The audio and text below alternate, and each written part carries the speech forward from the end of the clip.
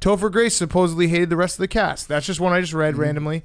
That's not true. I love them. We get together. I love them. I mean, the thing that I think people think sometimes is because I was new. I mean, so new. Like I remember the first take of the pilot. I'd only just had an audition, so that was the first time I ever acted. They said like bring a headshot and a resume to the audition. I said, okay, what is that? It's like a picture of you so we know who you are. I said, okay, so my resume was like Suncoast Video and Dunkin' Donuts and shit. And the picture was me and my friends at Six Flags. I mean, they were like... Wait, one of the roller coaster pictures? No. That's taken That's as... that would have been great. You got that would have been great. Yeah. So I like the first episode, the director said like, great job on that first take, but you weren't looking towards any of the cameras. Like I was so... green, like that was the only direction, not like be more this way or that way. It was like you got to face the cameras so they can see your face. I mean that's like a very like minimal, like low level direction. I was so messed up the first couple of years that a lot of the cast was more fun and would kind of go out more, and I was just trying to I didn't even date anyone the first couple of years. I was so trying to do a good job on the show. So I think sometimes people say, well, you're not as close to them, and it really makes me sad because they're all still great. I have this podcast, and Wilmer just came on it, and we have a blast together. But so myth busted. Myth busted. Best friends. No, I just hate it because no, that does suck. Imagine that if someone sucks. said, "Oh, you hate your friends from high school," and you go, "No, I love them." But I peaked in high school. Myth I love my high school friends. Busted. Yeah. All right, so There's I no actually point. have to take my t-shirt off a little bit here, and we have to ask one question that's maybe a little uncomfortable. Quickly move on from it. You obviously were in a relationship with John Cena. He came on our podcast Oh, yeah. right before you guys broke up. Oh, no. I showed him my belly button, and he looked at it like he wanted to fuck it. PFT has 4 nipples, and I have one of the deepest belly buttons you'll ever see. Can you tell us Let's see it. what's going on? Let's see it. That's the third nipple. That's a third one. And then I got a fourth one. Okay. Somewhere around here. It's lost. Oh, there it is. Okay. Do you see this belly button? You get lost in it. That's a good one. Yeah. Okay, so Is this milkable? so And how far could you get your tiny penis in here? well, that honestly, that is that looks like a homey vagina. Yeah, this is a big belly button hole. It does. These two It's a nipples cave. Are so small you could probably fuck them. Yeah, there you go. You I'm the only person you can titty That was our last question. you have the belly of a golden retriever. And I think it might have had something to do with It's a deep belly button. deep. He looked at it like, Oh, Like, wow. oh my God, wanted- I'm about to risk it all Uh-huh. for this belly button. That is. And then you guys broke up like a week later. Do you blame me? It was your belly button. Yeah. That's too bad. I actually I'm wrote. just not deep enough. Okay, I wrote a poem. You a homewrecker. do poetry too, right? I love poetry. Okay, here we go. I wrote a poem for you. Lost in your depths, I find myself yearning for more. How, why, horny, your belly button, can I fuck it? Wow.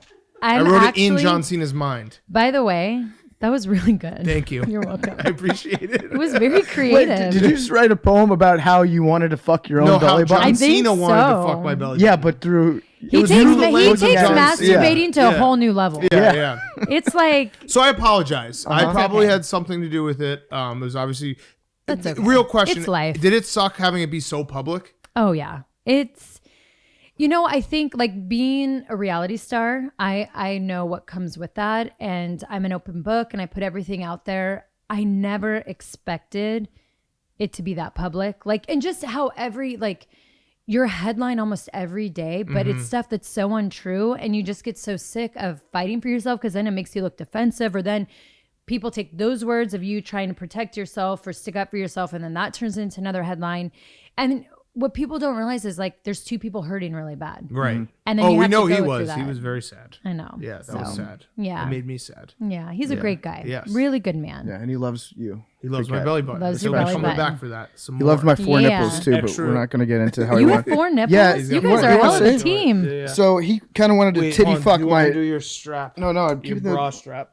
So I got this one right here, and he wanted to titty fuck that one, Yeah. and then this one. This is all after the belly This button. one he wasn't Jeez. impressed Yeah. with it so People much. must get so turned on when He was they get horny. there. He was Yeah. horny. How So- is my body ready for WWE? Totally. Okay. I think you could do great work. All right, so is it weird being back? Like, do you have any ill will towards LA with how everything Man, ended? I don't hate nobody. Okay. Man, no worries. What I love about Kobe? everybody. I love Kobe. He's one. I think he's. You said he was better than Michael Jordan, And which I'll is tell- stupid. all right, no, it's not That was stupid. stupid It's of not you. stupid. That was really dumb. How was it dumb? Of course you didn't go to college. You don't know that Michael What? Jordan's better than Kobe.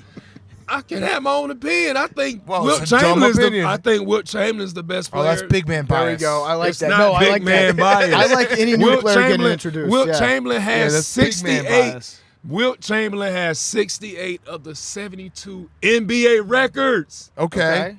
Big man bias. But for a while, Who's better than that? for a He while, got they all didn't the have records. They didn't have. Yeah, they didn't keep That's track an of a lot of excuse. stuff back They didn't then. keep track of what? Not enough Rebounds? rings. Assists. The assists. Rebounds. the Was he got assists one weren't ring? right back then. Two He rings? got 23,000 rebounds. Yeah, but he was Go playing outs- against a bunch of short white all right, dudes. All right, well, go outside and do like this 23,000 times. Wilt Chamberlain No, I was would playing die. agahave against a bunch of me's back then. yeah. It doesn't matter. He should still have averaged did it. 100 a game. He still did it. Okay, he's up there, but Bill I'm just Russell. you know. All right, so we're gonna go. Well, that's MJ? different. That's MJ or Count the Kobe. rings. This is what I was saying about that. Yeah. When I say Kobe is better than Michael Jordan, I'm talking about as far as skilled in the overall game. Kobe could shoot threes. Mike wasn't a three-point Yeah, but shooter. He didn't have to be. If he wanted What to you be. mean he didn't have to be? We He talking won- about who's he won. better. He The won. three-point Kobe game's won different. too. Yeah, but Kobe's a ball hog. Okay, Michael Jordan took a lot of shots. Yeah, he did, but he won. We talking undefeated in- about skills. Kobe can do everything Michael Jordan can do, Not but play he defense. learned how to do it better offensively. This is what I'm talking Oh, about. defense matters. You know that. Defense Defense does matters. matter. How many That's- defensive that's player why of you the don't years do care. you have? 3. Ooh. But this is what I'm saying. Kobe is better. I think he took what Jordan did and then he added more to it. Okay, he copied him. I would agree with you there.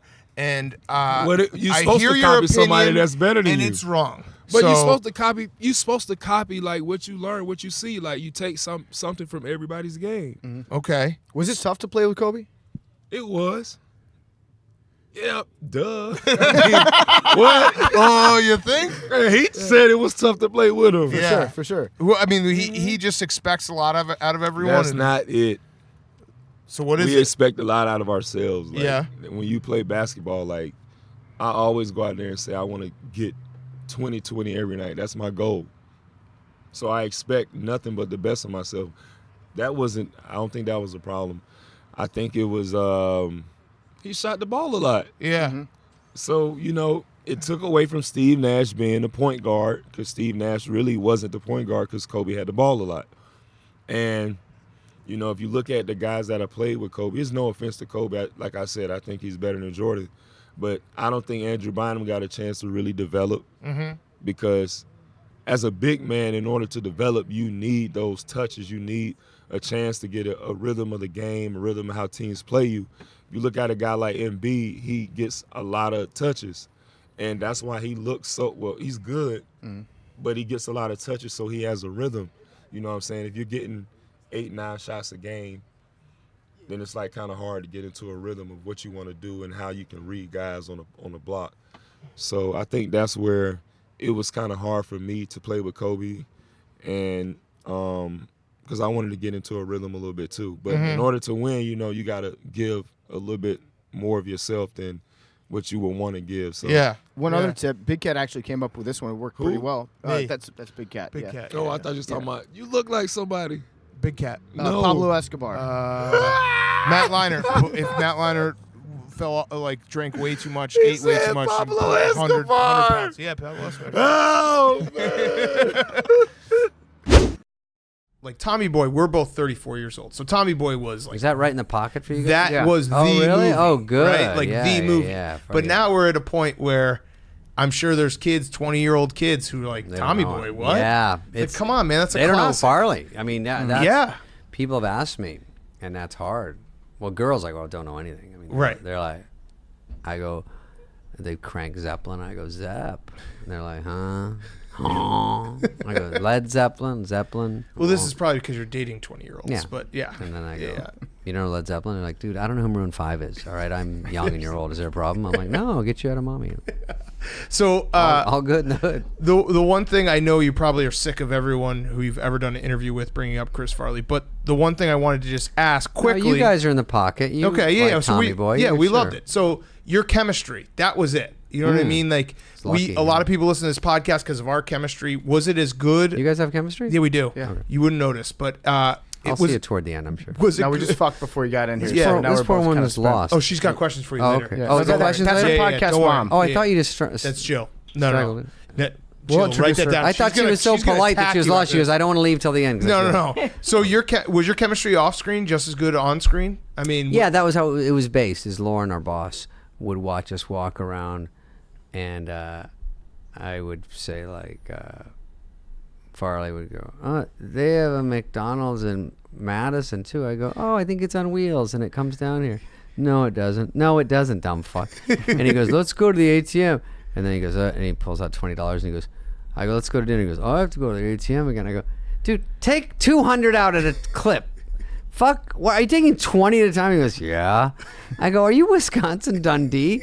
You're in New York now. Meanwhile, I'm from Arizona. Yeah. I don't know anything either, but I know to take 200 out so I don't have to go there and get knifed every 5 seconds. Right. I go, ATMs are not where I want to hang at midnight, dude. Right. Grab and go. And then Lauren would watch me make fun of him. And then he'd see him come and go, David, make fun of me for what I'm wearing. And I go, Jesus.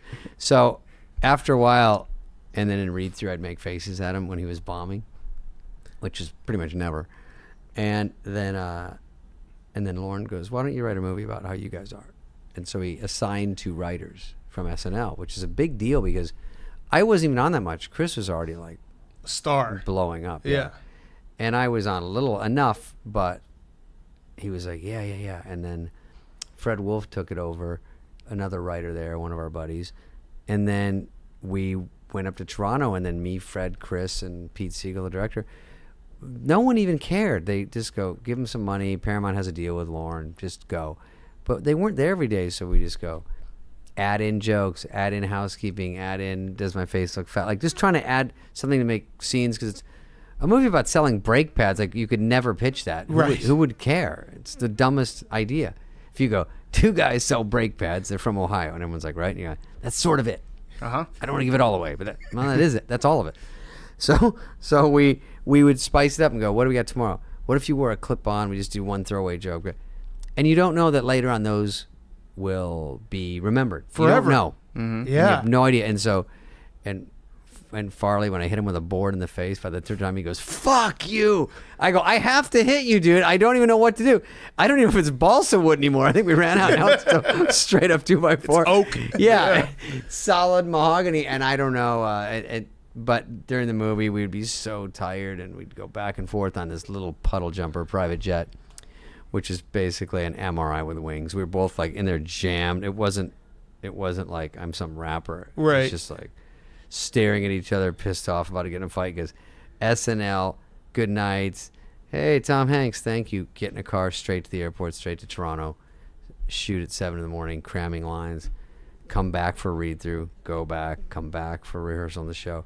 And doing that for weeks, and it's getting freezing out. And we just started to go bananas. Sounds And if exhausting. someone said it's going to be a hit, then you could hang in there. Right. Uh-huh. But people no are like, one knows. What the fuck you doing in Toronto? I go, I don't even know. We're just screwing off. And But that kind of answers the question because you guys were such good friends. Right. And, those are the moments when you're tired and we were good at looking out for each other. Like I go, Chris, why don't you do this like you do at the office? That's funny. Just we'll find a way to put it in there.